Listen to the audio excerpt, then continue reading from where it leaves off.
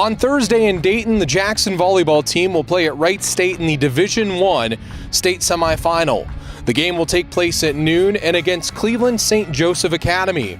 I came to Jackson High School and spoke with head coach Jeff Walck and two of his senior girls to talk about the experience of this season and the chance to play for the first state title in school history. Jackson has only suffered one loss all season. It's been quite the journey. Sarah Benson is a senior setter. She describes how this being her final year makes it different.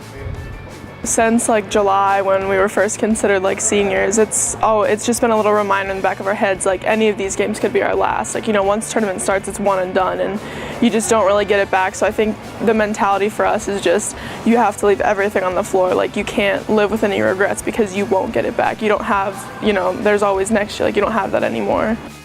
Many of these girls have played together since they were in the 6th grade. They've grown up together, and it translates to the team. Whether you like each other or not, which we all like each other, so it makes it a little bit easier. You have to, deal with them, every single day. And so it makes it easier that you like your teammates and you're friends with your teammates. And, we're all just really lucky that we're all best friends and we all just have fun together. So we can have fun on the court and it's not, just serious all the time, It makes it fun. It makes winning games more fun. Nickolette Zanolli is the other senior I spoke to. She is a libero. Zanolli says the tradition has set their foundation.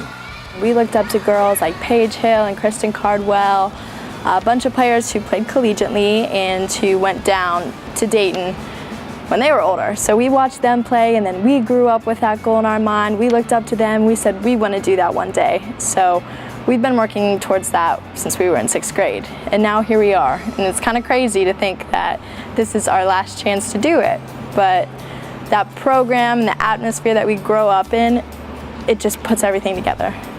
And Jeff is the one who really fosters that program. He's done everything for this program. I can't say enough about him.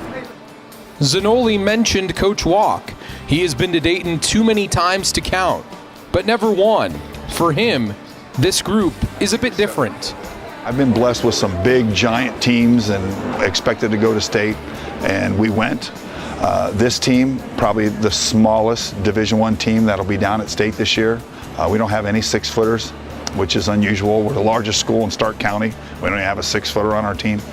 But I think that in itself has brought those kids together. And my big cliche is you have to trust your training, but more importantly, I have to be able to trust them and they have to trust me. And I think we've built that bond, and it's made us successful. All three of them had different answers for putting up a banner, though.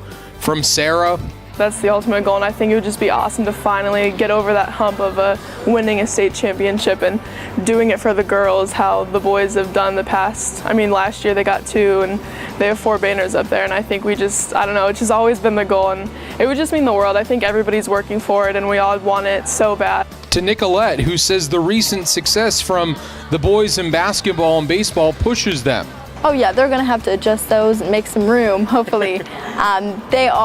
Those teams were great teams that earned those banners. And we look at those every day and we think we could put one up there too. So that would mean the world to put a banner up there. It would. To Coach Walck, who just loves the emotion of this team and is in some way living out a promise. We talked to these girls even in their freshman year, and I told them I would get them to state. Now some of them went their sophomore year and participated on that team, and one played. Some were just on our bench as sophomores. But I told them I'd get them back, and when that came true on Saturday, we had a lot of tears that we shared together, and I even saw tears in the parents. Ultimately being on the biggest stage, Zanolli has a range of emotions playing in the Nutter Center on Thursday. It's nerve-wracking, it really is. It's nerve-wracking to be on a court that big, and it's a lot different than playing in a small gym like this or even at Hudson.